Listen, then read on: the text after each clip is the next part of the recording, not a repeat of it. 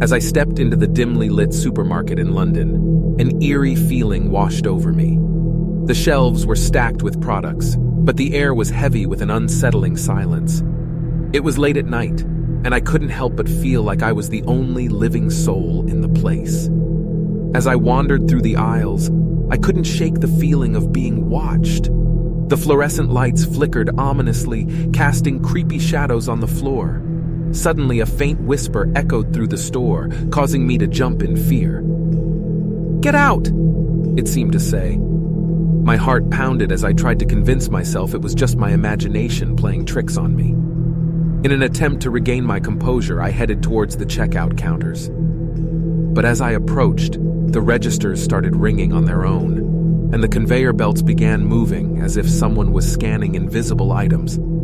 I froze in horror, unable to comprehend what was happening. The cash registers continued to operate by themselves, making eerie beeping sounds as if possessed by some unseen force. I summoned up all my courage and tried to leave the store, but the automatic sliding doors refused to budge. Panic set in, and I ran towards the store's exit at full speed. Just as I was about to collide with the unyielding doors, they finally opened, sending me sprawling onto the cold pavement outside. Breathing heavily, I looked back at the supermarket, and to my horror, I saw the silhouette of a figure standing at the window, watching me. Its eyes glowed with an unnatural, malevolent light. I fled the scene, vowing never to return to that creepy supermarket again.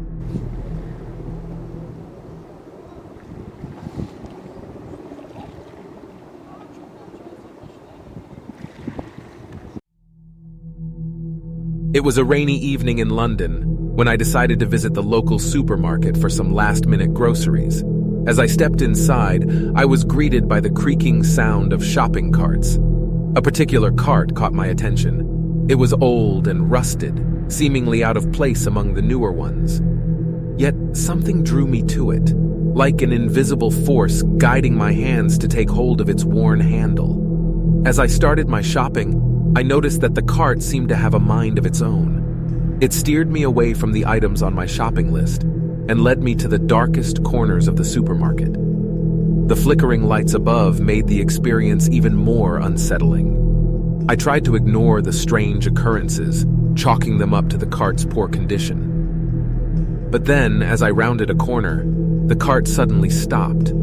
I looked up to find myself facing a shelf filled with dusty, ancient-looking items. My curiosity got the better of me, and I picked up an ornate, oddly shaped box. As I held it, a cold breeze enveloped me, and the lights around me dimmed. I quickly put the box back, feeling a sense of dread. Attempting to leave the cursed aisle, the cart refused to budge. It was as if it had become rooted to the spot. Panic started to rise within me as I struggled to free the cart. Suddenly, the items on the shelf began to shake violently, crashing down around me. I darted out of the aisle just in time to avoid being hit by falling debris.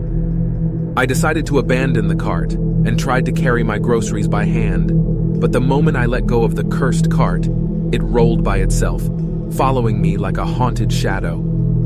Terrified, I ran through the aisles, seeking help from any store employee.